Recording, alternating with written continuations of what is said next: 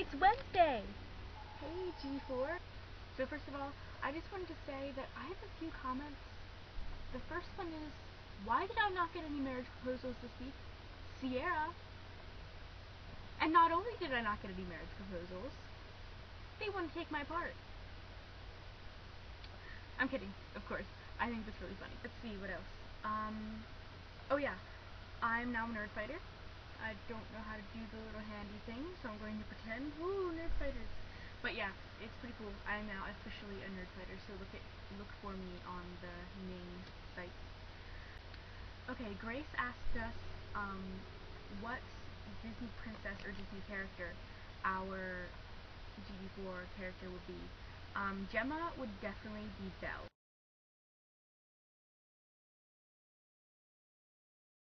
Not necessarily in looks, but you know, Belle's always reading, and you know, we don't actually see Gemma read a lot, but I think she does. I really like the part in the Sweet Far thing where we see her bookshelf. I just thought it was really cool to see what she reads, and also to see that our tastes are very similar. Just another way how I relate to Gemma. Okay, so the topic for this week is tombstones, and we're supposed to pick what the characters will put on the tombstone. So I did one for everyone in the group. So let's see.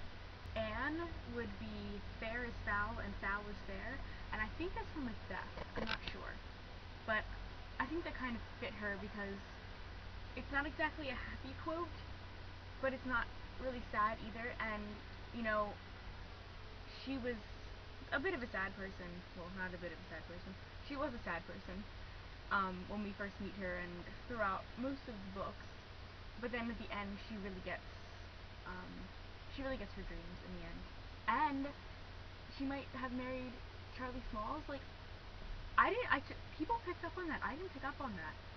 I have to go back and read that again because I don't remember picking up on that. Gemma's would be, oh, by the way, all of these are quotes from the book. They might not be written by Libba, like I have some from different sources that are in the book, but they are all from the book.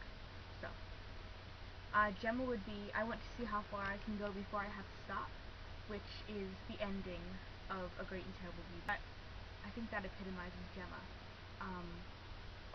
She keeps working until she gets what she needs or what she wants.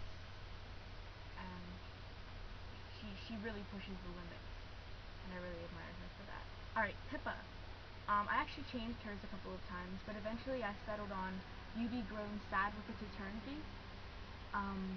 That is from the poem, The Sweet Far Thing, if it's called The Sweet Far Thing. I don't think it is, it's like something roses, something. But yeah, Beauty Grown Sad with Its Eternity. I thought that really fit her because she's beautiful, but she's stuck in the realms forever until, you know, she gets crushed by the castle.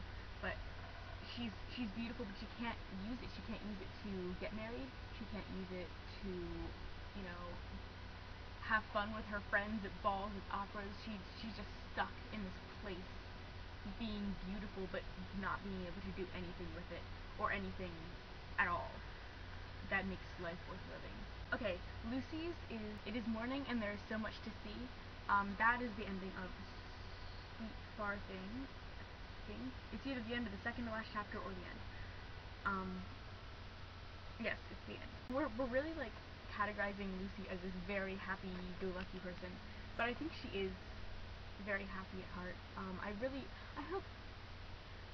Okay, I know you really like Simon, guys, but Simon, I totally believe Gemma in Rebel Angels when she's likening Simon's affections to the secret bottom box or whatever, and that she might fall through and be trapped there.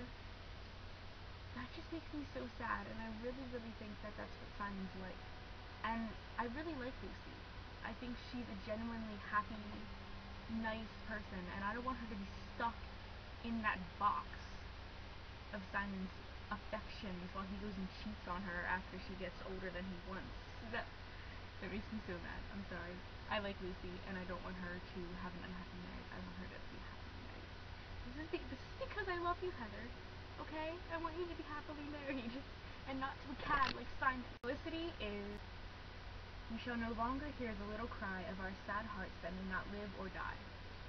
I don't know, I think that sort of fit. I had a hard time finding Felicity's. I almost had to just look through a quotes book, because I didn't really want to use, like, I wish to be too powerful to ignore, because I think she eventually did get her power. And while I think that Felicity probably went on to achieve great things and, you know, live on her own in Paris and make her own way, I don't think she would ever be entirely happy. I think she needed Pippa from the first book. I think she needed Pippa to live a happy life. And you know, I guess it's still kind of the same as like Gemma needing Carthus to lead a happy life, which I don't think she did. But I think having Pippa in her life made Felicity's life so much better, because obviously it was going to be hard for her to find a companion. And she finally finds someone who is beautiful and who's her best friend, and she loves her, and then she takes a turn for the worse. And I think it's really tragic, and I don't think Felicity would ever completely get over that. In addition to the fact of what her father did to her, I don't think she would ever have an entirely happy life. And lastly, Nell. Her tombstone, I think, would read, "Where shall we go, maidens, where shall we go?"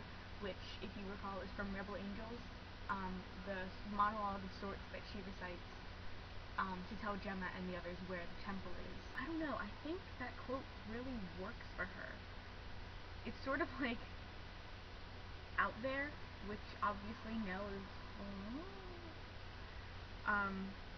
but I don't know, I think it really works for her, because underneath her insanity, before she went insane, I think she was a very intelligent girl, and that sort of came through. In the end, she started to go downhill a little bit, but I think her natural intelligence and ability to say things without actually saying them came through. Flora's challenge to me was that I act out a short scene, like a monologue, given by my least favorite character. So,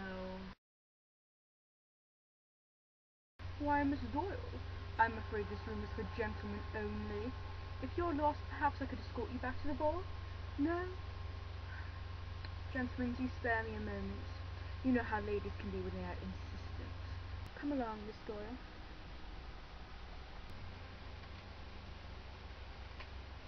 "You wish to speak with me, Miss Doyle? I'm afraid the matter of your brother is quite out of my hands. Let me explain the Rakshana to you, my dear. The Rakshana's ranks are filled with some of the most important and influential men in the world. Heads of state and captains of industry. Your brother's courtship with us rests entirely in your hands, my dear. You only need to give us the magic and control of the realms, and your brother will be quite safe, I assure you. In fact, he'd be a great man, a peer even. He'll be well looked after. You all shall. Why, I'm sure Lady Bentley would host a ball for your debut that would put all the others to shame.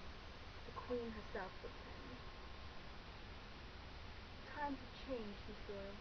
Gone are the days when the nobleman served as patron to all who worked in his land. The Rakshana must change at last. Come less the chivalrous handshake of brotherhood, and more the profitable fist of industry.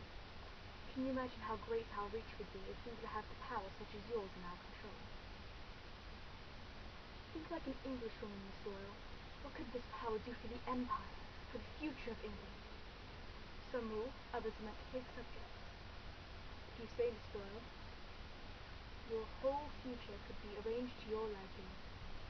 Everything you could possibly want. Your pick of beau, my son, perhaps. Let's just call that meeting a happy coincidence. Now it's time I returned you to the ball, to consider the offer. It is the last time it will be presented. I am sure you will do what is in your best interest and ours. 'Cause I like to be gone most of the time, and you like to be home most of the time.